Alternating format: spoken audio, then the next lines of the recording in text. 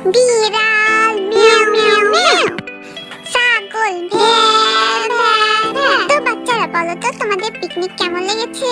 ভালো লেগেছে, তবে আমরা বাথরুম করব। হ্যাঁ, টয়লেট যাবে, একটু কন্ট্রোল করতে পারবে না তোমরা?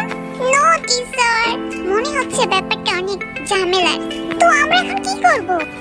চলো বাচ্চারা, সবাই নিচে বসে যাও, এক এক করে বসো, লাইন দিয়ে বসো। চলো বাচ্চারা, এখানে শান্তিতে বসে পড়ো আর তোমাদের কাজ সেরে ফেলো, তোমাদের জামা কাপড় নামজান স্যার ধুয়ে নেবে।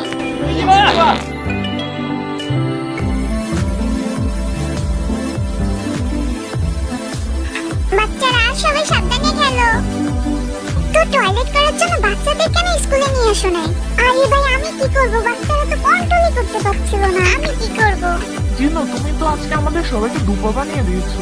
হ্যাঁ, আমি কি করব? কেন নামজনের কথা শুনে আমি স্কুলে টিচার হইতে গেছি। বাচ্চাদের তো কিছুই শিখতে পারে না, এই কাজটা তো করো। আরে তোমরা সবাই তাড়াতাড়ি কাজ চালাও। জানো তো আজকে ইরেমের বার্থডে, আর ঠিক মতো সবকিছু না হলে ও আমাদের বেতন দেবে না, টাকা দিতে লিখে দেবে। আরে হবি, তুই কি করছিস? তাড়াতাড়ি বেলুন ফুলা না। আরে আমি তো ফুলাইতেছি, আমি তো মেশিন না, আমি মানুষ। গাইস, আমি তোমাদের আরেকবার মনে করিয়ে দিচ্ছি, আজকে ইরেমের বার্থডে, তাই সবকিছু পারফেক্ট হতেই হবে।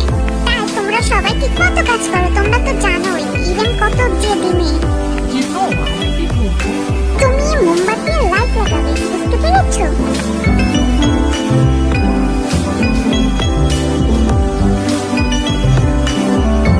ভাই তাড়াতাড়ি করো, তাড়াতাড়ি করো, বাচ্চাটা চলে এসেছে। তাড়াতাড়ি কাজটা শেষ করে ওহ, চলো, মোমবাতি চলো। ও, এটা তো বম, দূরে পালাও পালাও, সবাই পালাও। ও ভাই, এটা কি হচ্ছে? বাঁচাও, কেউ বাঁচাও। আরে তোমরা এটা কি করছো?